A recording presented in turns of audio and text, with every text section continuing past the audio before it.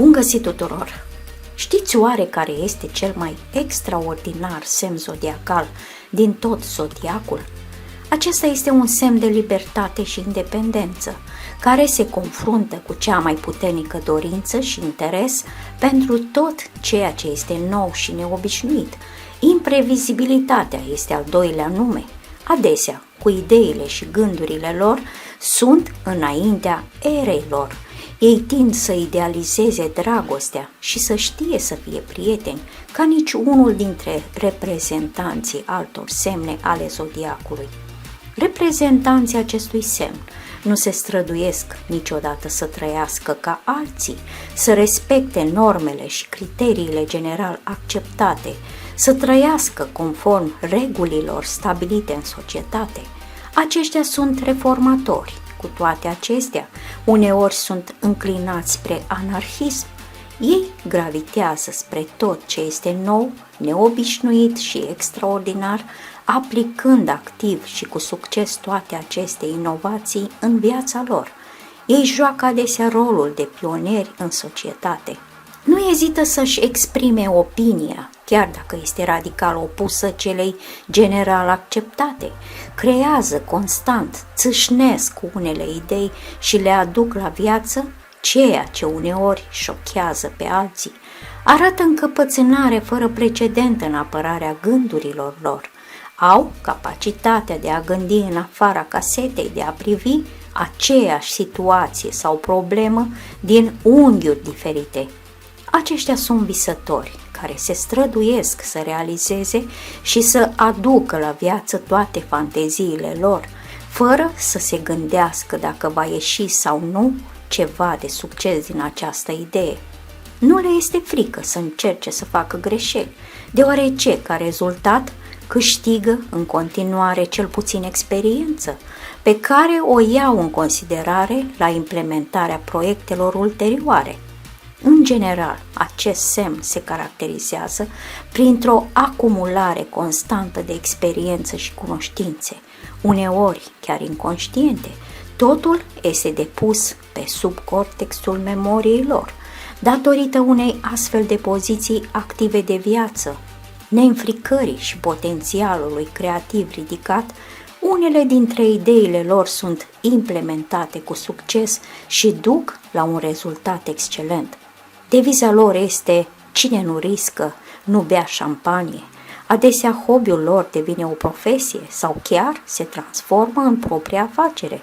Aceștia se caracterizează prin schimbări accentuate și neașteptate în viață și în statutul social, care îi surprind foarte mult pe cei dragi. Sunt visători și generatori de idei și cred cu adevărat în succesul lor.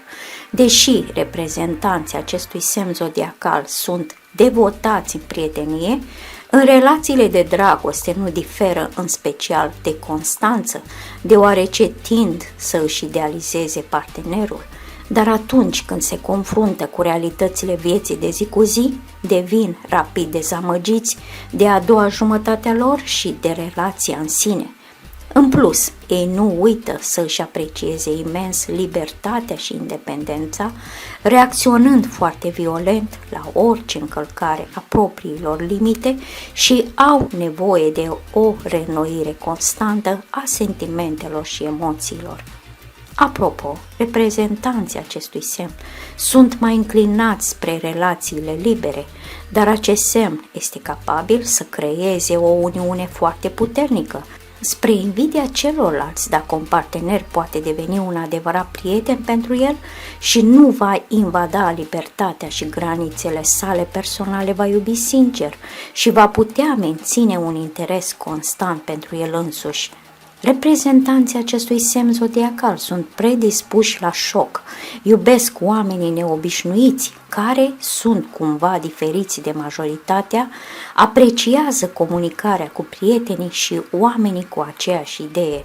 Nu le place să fie în centrul atenției și în groaza evenimentelor. Poziția observatorului le este mai familiară. De multe ori au cunoștințe, unele gânduri sau idei interesante par să le vină de nicăieri din cosmos. Sunt sociabili și foarte interesanți în continuare, deci stabilesc cu ușurință noi contacte. Amintiți-vă întotdeauna, ei, în mod inconfundabil, la un nivel intuitiv, determină falsitatea în emoțiile altora, deci este foarte dificil să înșeli. O asemenea neobișnuință pentru reprezentanții acestui semn este dată, desigur, de conducătorul său Uranus. Această planetă este cea care înzestrează cu gândirea non-standard, cu o privire neobișnuită asupra realității înconjurătoare, cu o inteligență socială și emoțională ridicată, precum și capacitatea de a-și transforma creativ viața. Ei apreciază imens prietenia. De dragul prietenilor lor sunt gata să facă multe, chiar să-și sacrifice familia și persoana iubită. Iar acest semn extraordinar este, desigur, Vărsătorul.